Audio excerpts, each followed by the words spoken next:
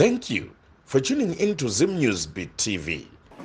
Kuridani kumwini wakati kwa unova hapo ndinobva kusera icho chabwino iwe murabasha dabwera popano andu uyu amkomana akauya panapa aone mashi kuona aone adapfunza kudzidza akadzidza ari pahezetu ndokwauri abwera adakuthandizwambo ari kubatsirwa matambudziko kana akawanda yake utenda wakugba ane chirwere chekudonha na utenda wakupombora usiku kuitwa murume usiku hwese kurara nezvinhu zvaasiri kuona atambura mashi atambudzika nezvinhu izvozvo nankani akushayambo vantu zvese zvaanchita zvamunyama mesho zvinhu zvake zvese zvaanobata maoko ake zvese munyama chete palibe chikubata mabwino hapana chikumufambira zvakanaka ndikunama one mdzukuru wangu ndikunyepa here nasekuru aiwa musi uda ndichitetani kumhuri yaZimbabwe udada kuthandizembo iwewe kumhuri yezimbabwe uda kubatsirwawo sei muzukuru wangu mhuri yezimbabwe kana vachitogona kundisimudzirawo kuti ndizvande ndichishanda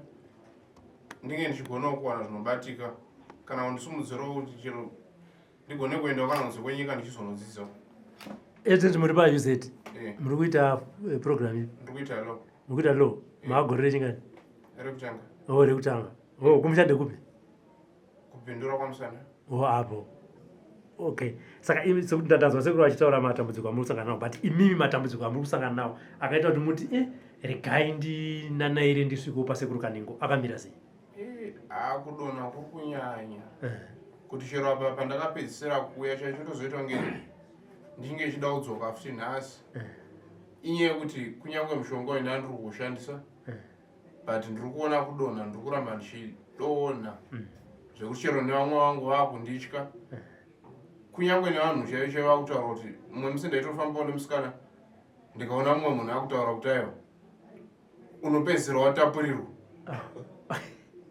saka zvakuita kuti chero nevanhu vandogara navo chaicho munharaunda vangu vachindisema saka ndakaona kuti aiwa chero nevamwe vangu vanga vati kurewo sesaizi yangu vakatozondaiwa shamwari dai vaenda kwasekuru Kaningo zvimwe unoona unobatsirwa zvirinani hazvo kuti aiwa munhu ari kuzviita achipedzera nezvinhu zvake ega because zvakatanga kubva kare ndiri grade 4 vamwe vaindiziva kusvika izvi ndakuuniversity saka vakomana vakatozongondaiwa hashamwari ucharamba uchingotambura uchida kunzwira vanhu tsitsi wasiri kukuda vanhu vacho ndizvozvo saka zvakanaka kuende kana kwasekuru Kaningo chero zvinenge zvazonoitika iko zvinowanika atete saka aite munogara pa UZ kana kuti mukuita sei ndiri pa UZ muri pa UZ scholarship mari muri kubhadhara zvakamira sei because of disability everyone ane disability anopiwa right to free education ati asi imimi zvekudya nekuita sei zvenyuwo semunhu zvakamira sei ipapo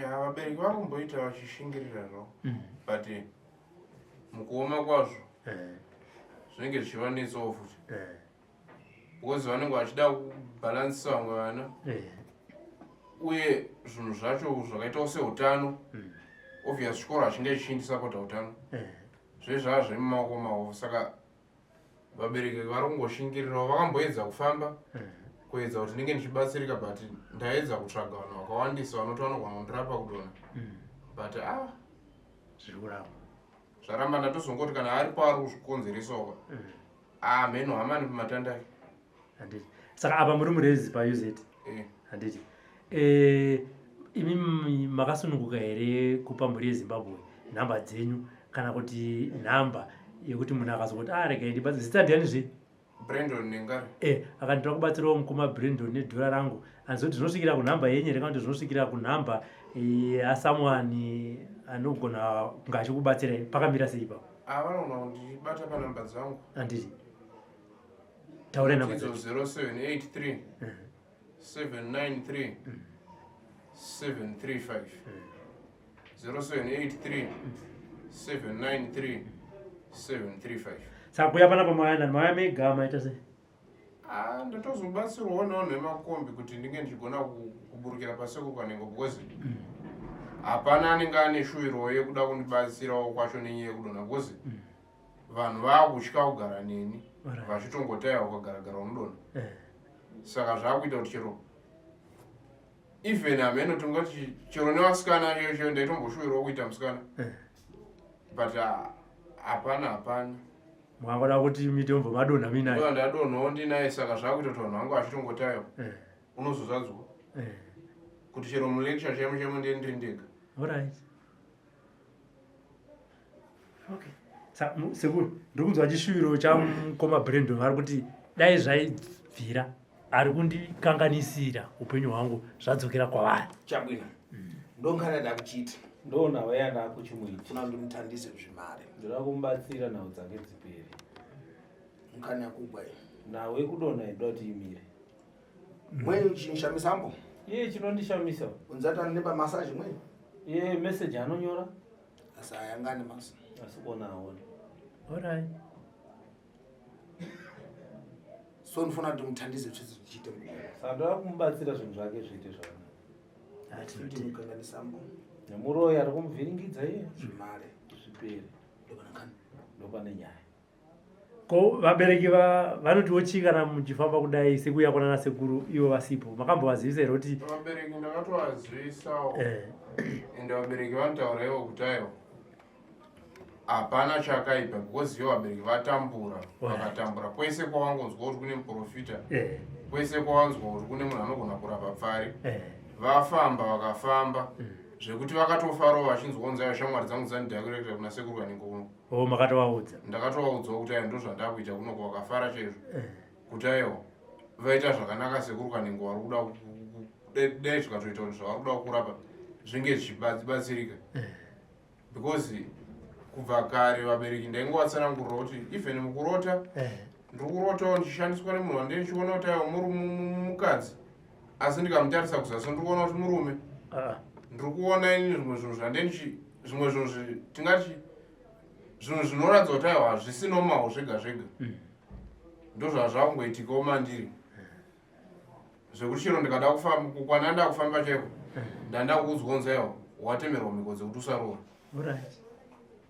Saka vakomana ndinotodawo kuatenda stereki kunyange asipo kuti aiwa vakaita basa stereki vakagona kundibatsirawo kudirector kuno kwasekuru vangu because aiwa ainangu handichada kunzwira vanhu tsitsi because chero ndikada kuramba chinzwira tsitsi vanhu vacho anongoti aiwa zvinowanika zvinowanika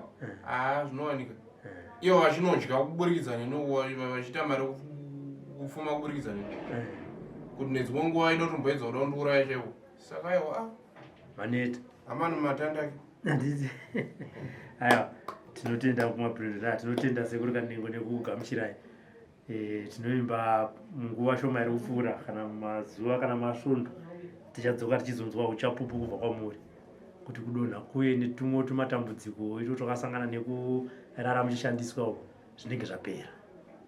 Ndizvozvo tinotenda. Tune into Zim News Bit TV. Tiripo tadza vakati zvenyu apa ndakubvara mbomatare Anda hapana sekuru ndaakuvhara matare mazuva mashoma 1 November 1 November tiwa kuvhara sekuru ari kuvhara 1 December 1 December tisakumana ndokuzosangana nevazukuru wense vana matambudziko yavo meshi vese vana matambudziko avo vese ngatamangi ngavatomhanya masondo mawiri aya masondo maviri asara